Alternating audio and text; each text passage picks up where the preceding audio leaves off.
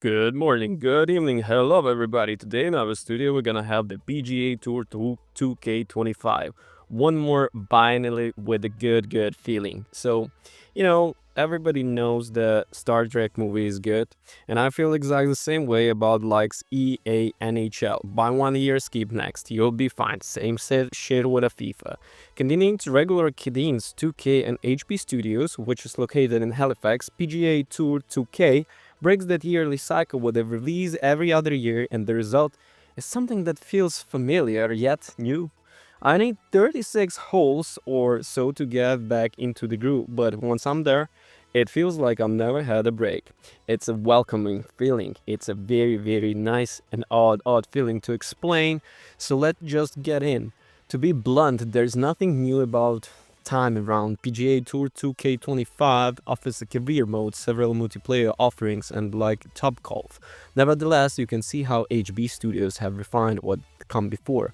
Just like last time, I gravitated towards the 3-click shot over the traditional swing and stick. The synchronization issue, which I was mentioning in my Discord, it's already not a problem. So this said, I had just one of the half days to play a pre-release version of the PGA Tour 2K25 before the release embargo and before any early access commitments.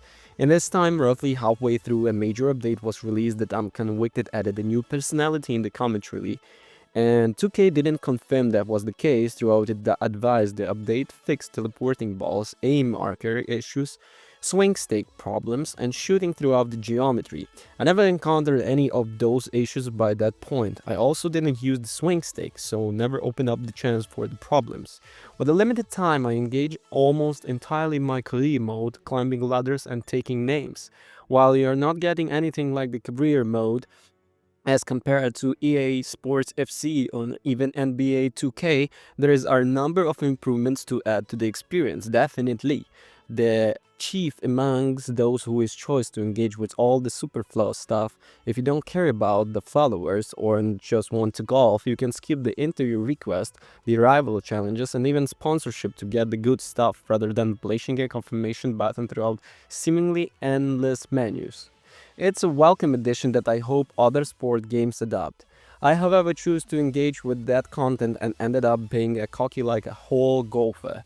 He is decidedly a bold character inside 2K25 personality system, thinking nothing but the best of himself and his abilities. He's also do things for the charity, and he is not a monster.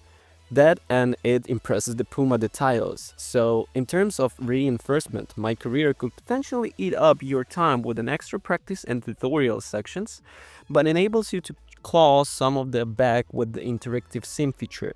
Rather than playing a full round or more, you can insert yourself into the last 4 holes of the match, playable within 10 or so minutes.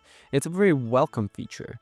My girlfriend also played into the PGA Tour when I get the review code, and in our limited 2 consoles in one network arrangement found the multiplayer to be serviceable. Yet it is challenge. We also both acquired one another how to figure out when would impact to our short choices. I confess that we still haven't decided upon an answer, so we don't know yet how the wind influences on the shot. More of 2K monetization had crept but it's all very ignorable if that rubs the wrong way. The pre-release issues, quest rewards weren't so apparent that 2K issued a locker code as the compensation for the trouble, but honestly, I've ignored. I've received this game for free and I'm very grateful that I'm playing it. And as someone who doesn't play much sim golf, the difficulty settings in 2K25 are intimidating, but I really appreciate how nuanced and regardless perfect swing is on default and turning that off downright humbling. This is only scratch the surface, however you can see the mess with so more detailed settings in the menus. Even an element of your performance, CPU behavior, course behavior, and matches themselves can be tweaked. I haven't fiddled with too much myself, but I can see the vision.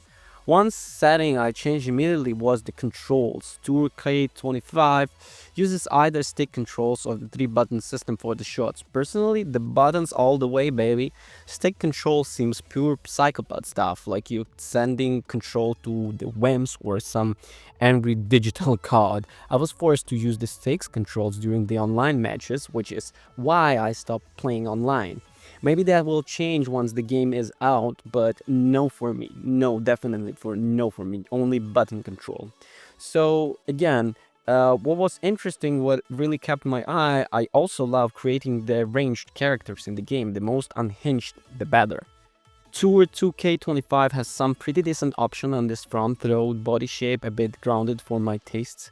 One, to the other hand, you can make a huskier, golfier you like, and that's ruthless. The restriction makes sense since the game has a host of swing animations that need to fit certain frames. To that end, every character you whip up look fluid and natural while swinging their clubs.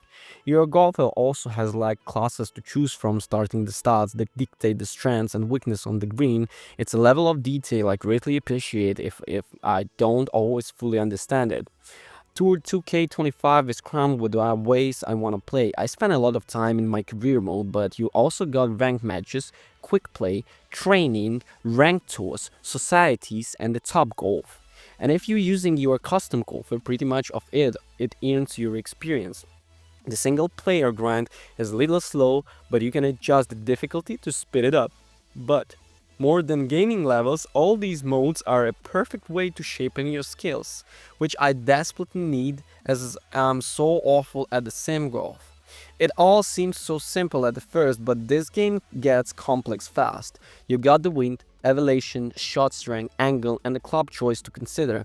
Among other things, honestly, it's not exhaustive like it is, but I never felt overwhelmed.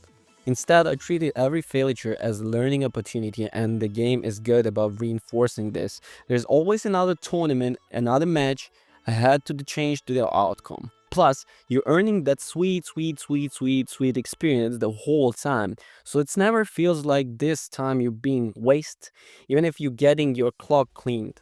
As a sim golf's game, I picked a great time to get into the genre. The PGA Tour 2K25 is slick, seamless, and pretty compelling. You got a bunch of ways to play and the endless amount of mechanical customization to mess with.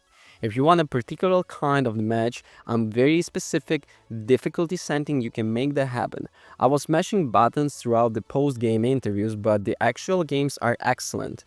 I'm thrilled they have so many control schemes to choose from, especially since and the stick controls, because of their sense, they're so egregious.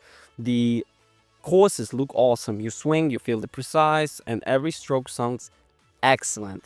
If you're looking for the next great sim golf game, PGA Tour 2K25 should you be best choice. And let's say about two sides, the good and the bad. So the bad, stick controls are unpleasant, I should even say useless. Maybe I'm too noob to play that.